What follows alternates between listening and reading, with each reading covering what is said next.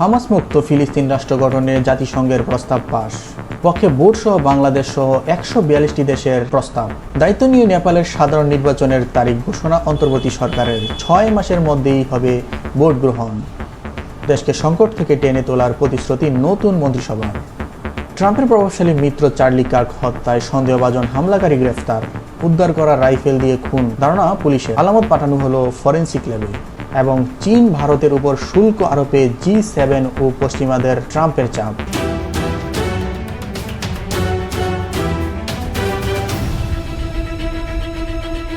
আসসালামু আলাইকুম। এতক্ষণ শুনছিলেন সংবাদ শিরোনাম, এখন শুনবেন বিস্তারিত। হামাস মুক্ত ফিলিস্তিন রাষ্ট্র গঠনে প্রস্তাব পাশ করেছে জাতিসংঘের সাধারণ পরিষদ। নিউ ইয়র্ক ঘোষণা নামের প্রস্তাবে ইসরায়েল ও ফিলিস্তিনের জন্য 2 রাষ্ট্র গঠনের প্রচেষ্টায় তৎপর হওয়ার কথা বলেছে। বাংলাদেশ, ভারত সহ 42টি দেশ প্রস্তাবের পক্ষে ও 10টি দেশ বিপক্ষে ভোট দেয়। সাধারণ পরিষদকে রাজনৈতিক সার্কাস আখ্যা দিয়ে পাশ হওয়া প্রস্তাব প্রত্যাখ্যান করেছে ইসরায়েল। যুদ্ধবন্দী আন্তর্জাতিক প্রচেষ্টার মধ্যে ইসরায়েলি হামলার উপত্যকায় অন্তত 65 জন নিহত হয়েছে। ইসরায়েলি আগ্রাসন বন্ধ ও ফিলিস্তিন সংকটে নিরসনে শুক্রবার জাতিসংঘ সাধারণ পরিষদে বৈঠক বসেন বিশ্ব নেতারা। সেখানেই ফিলিস্তিন রাষ্ট্র প্রতিষ্ঠার প্রস্তাব ও অপরিবর্তনীয় পদক্ষেপ নেওয়ার কথা বলে একটি ঘোষণায় সমর্থন দেয় বেশিরভাগ দেশ।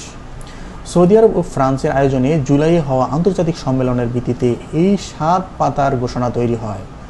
পাশ হওয়া প্রস্তাবে ইসরায়েল ও ফিলিস্তিনকে বাস্তবসম্মত ও অপরিবর্তনীয় পদক্ষেপের মাধ্যমে দ্বিরাষ্ট্র সমাধানের পথে এগোনোর আহ্বান জানানো হয়েছে। একই সঙ্গে হামাসকে ইসরায়েলি জিম্মিদের মুক্তি দেওয়ার আহ্বান জানানো হয়। পাশাপাশি একটি সার্বভৌম ও স্বাধীন ফিলিস্তিন রাষ্ট্র প্রতিষ্ঠার লক্ষ্যে গাজায় শাসন বন্ধ করে ফিলিস্তিনি কর্তৃপক্ষের কাছে অস্ত্র সমর্পণের কথা বলা হয়। এই প্রস্তাবের পক্ষে ভোট দেয় বাংলাদেশ, ভারত সহ 142টি দেশ। বিপক্ষে ছিল যুক্তরাষ্ট্র ও 10টি রাষ্ট্র। ভোট দেয়া থেকে বিরত থাকে 12টি দেশ। দ্বিরাষ্ট্র সমাধানের এই উদ্যোগকে স্বাগত জানিয়েছে ফিলিস্তিনের পররাষ্ট্র মন্ত্রণালয়। তবে দ্বিরাষ্ট্র সমাধান গঠনের এই প্রস্তাবনার নিন্দা জানিয়েছে যুক্তরাষ্ট্র ও ইসরায়েল। একে ক্ষতিকর উল্লেখ করে ইসরায়েলি পররাষ্ট্র মন্ত্রণালয়ের মুখপাত্র বলেন, ঘোষণায় হামাসকে সন্ত্রাসী সংগঠন হিসেবে উল্লেখ না করাই প্রমাণ করে যে সাধারণ পরিষদ বাস্তবতা থেকে বিচ্ছিন্ন এক রাজনৈতিক সার্কাসে পরিণত হয়েছে। যদিও নিজেদের ঘোষণায় অনড় থাকার সিদ্ধান্ত জানিয়েছে জাতিসংঘ। ইসরায়েল বিরোধী বিক্ষোভ উত্তাল বিশ্বের বিভিন্ন দেশ। ফিলিস্তিনদের প্রতি সংহতি জানিয়ে ইয়েমেনে বিক্ষোভ করেন হাজার হাজার মানুষ। নিউজিল্যান্ডে ও ইসরায়েলের বিরুদ্ধে বিক্ষোভ হয়েছে। শনিবার দেশটির বৃহত্তম শহর অকল্যান্ডে গাজায় আগ্রাসনের প্রতিবাদে জড়ো হন 50,000-এর বেশি মানুষ। এদিকে জর্ডানে গাজাবাসীর প্রতি সংহতি জানিয়ে সমাবেশ হয়। এ সময় দোহায় ইসরায়েলি হামলার নিন্দা জানায় বিক্ষোভকারীরা। শুক্রবার ফিলিস্তিনিদের প্রতি সংহতি জানিয়ে ইয়েমেনের রাস্তায় নেমে আসেন হাজার হাজার মানুষ, যাদের বেশিরভাগই হাউথি বিদ্রোহী গোষ্ঠীর সমর্থক। স্লোগানে স্লোগানে মুখর হয় রাজধানী সানার সড়ক। এ সময় ফিলিস্তিনের পতাকা হাতে উপত্যকার প্রতি সংহতি জানান দেশটির বাসিন্দারা। গাজায় ইসরায়েলের চলমান হামলার মধ্যে ইয়েমেনের হাউথি বিদ্রোহীদের লক্ষ্য করে নিয়মিতভাবে আক্রমণ চালিয়ে আসছে নেতানিয়াহু বাহিনী। তবে এর আগে থেকেই গাজাবাসীর প্রতি সমর্থন দিয়ে আসছে ইয়েমেনের মানুষ।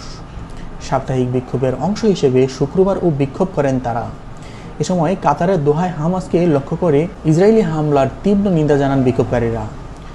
তারা বলেন, সৃষ্টিকর্তা সর্বোত্তম ফয়সালাকারী। আমরা ইসরায়েলের বিরুদ্ধে আন্দোলন অব্যাহত রাখব। নিউজিল্যান্ড ও ফিলিস্তিনের সমর্থনে ইসরায়েল বিরোধী বিক্ষোভ হয়েছে। শনিবার গাজায় সহিংসতার প্রতিবাদে দেশটির বৃহত্তম শহর অকল্যান্ডে জড়ো হন 50,000-এর বেশি মানুষ।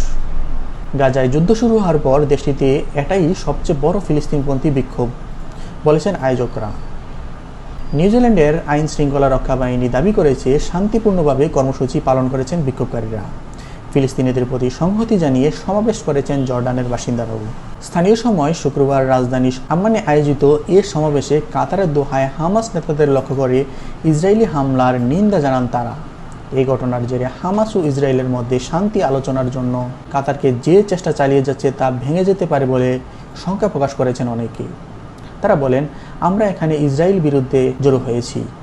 ফিলিস্তিনিদের উপর বর্বরচিত কার্যকলাপের দেশটির তাদের সীমার পার করে গেছে। দোহায় হামলার ঘটনায় আমরা তীব্র নিন্দা জানাচ্ছি। এর আগে গত মঙ্গলবার কাতারের দোহায় হামলা চালায় ইসরায়েল। দায়িত্ব নিয়েই নেপালের সাধারণ নির্বাচনে ঘোষণা দিলেন অন্তর্বর্তী সরকার প্রধান সুশীলা কার্কি। প্রেসিডেন্টের বাসভবনে শপথ নিয়ে নতুন মন্ত্রিসভার বৈঠক এ সিদ্ধান্ত নেন। বর্তমান সংসদ ভেঙে দিয়ে বলেন 2026 সালের 5 মার্চ অনুষ্ঠিত হবে নির্বাচন। একই সঙ্গে দুর্নীতি বিরোধী বিক্ষোভের পর দেশকে সংকট থেকে টেনে তোলার প্রতিশ্রুতি দিয়েছেন গঠিত অন্তর্বর্তী মন্ত্রিসভা। জেএনজিদের দুর্নীতি বিরোধী আন্দোলনের চাপ সামলাতে ব্যর্থ হয়ে প্রধানমন্ত্রী কেপি শর্মা ওলির পদত্যাগের পর অন্তর্বর্তী প্রধানমন্ত্রী হিসেবে দায়িত্ব নিলেন সাবেক বিচারপতি সুশীলা কার্কি। রাষ্ট্রপতি রামচন্দ্র পৌডেলের সেনাপ্রধান ও আন্দোলনকারীদের সম্মতিতে নির্বাচিত হন তিনি। শুক্রবার স্থানীয় সময় রাতে শপথ নেন 73 বছর বয়সী কার্কি। এর মাধ্যমে প্রথমবারের মতো নারী নেতৃত্বে অন্তর্বর্তী সরকার পেল নেপাল। শপথের পর রাতেই প্রথম মন্ত্রিসভার বৈঠক পার্লামেন্ট ভেঙে দেওয়ার সিদ্ধান্ত হয় এবং 2026 সালে 5 মার্চ নির্বাচনের তারিখ নির্ধারণ করা হয়। আন্দোলনকারীদের সততা ও বিশ্বাসযোগ্যতার প্রতীক হিসেবে উঠে এসেছে সুশীলা কার্কি। রাজনৈতিক বিশ্লেষকরা মনে করেছেন তার নেতৃত্বেই অন্তর্বর্তী সরকার রাজনৈতিক স্থিতিশীলতা ফিরিয়ে আনতে পারবে। যদিও নেপাল বার অ্যাসোসিয়েশন পার্লামেন্ট ভেঙে দেওয়াকে অসাংবিধানিক আখ্যা দিয়ে আন্দোলনের হুঁশিয়ারি দিয়েছে। তারা বলেন, আমরা চাই এই সরকার সঠিকভাবে নির্বাচনের আয়োজন করুক। অনেক রক্ত ঝরেছে, অনেক মানুষ প্রাণ দিয়েছে, এখন অন্তত শান্তি আর স্থিতিশীলতা ফিরুক। ভারত সহ আঞ্চলিক দেশগুলো নেপালের এই পরিবর্তনকে স্বাগত জানিয়েছে। ভারতের প্রধানমন্ত্রী নরেন্দ্র মোদী অভিবাদন জানিয়েছেন, প্রতিবেশী দেশ হিসেবে নেপালের শান্তি ও সমৃদ্ধির পথে থাকবে ভারত। এদিকে নেপালের হোটেল শিল্প এরই মধ্যে আন্দোলনের 2500 কোটি রুপি ক্ষতির শিকার হয়েছে বলে জানিয়েছে ব্যবসায়ী মহল। এরই মধ্যে নেপালের অন্তর্বর্তী সরকারের প্রধানের সঙ্গে সৌজন্য সাক্ষাৎ করেছেন দেশটির নিযুক্ত বাংলাদেশের রাষ্ট্রদূত মোহাম্মদ শরীফুল ইসলাম। পোল্যান্ডের আকাশে ড্রোন অনুপ্রবেশের ঘটনায় রাশিয়া নেটোর উত্তেজনা। আকাশ প্রতিরক্ষা ব্যবস্থা জোরদার। পূর্ব ইউরোপে মোতায়েন করা হবে অতিরিক্ত সেনা সরঞ্জাম। সৌদি আরবের মদিনায় মসজিদে নববীর কাছে বিস্ফোরণের শব্দ শোনা গেছে। স্থানীয় সময় বৃহস্পতিবার ভোরে মদিনার বিভিন্ন এলাকায় তীব্র বিস্ফোরণের শব্দ শোনা যায়। মসজিদে নববীর আকাশে একটি উজ্জ্বল বস্তুর দৃশ্য ধারণ করা হয়। ভিডিওটি দ্রুত সামাজিক মাধ্যমে ছড়িয়ে পড়ে।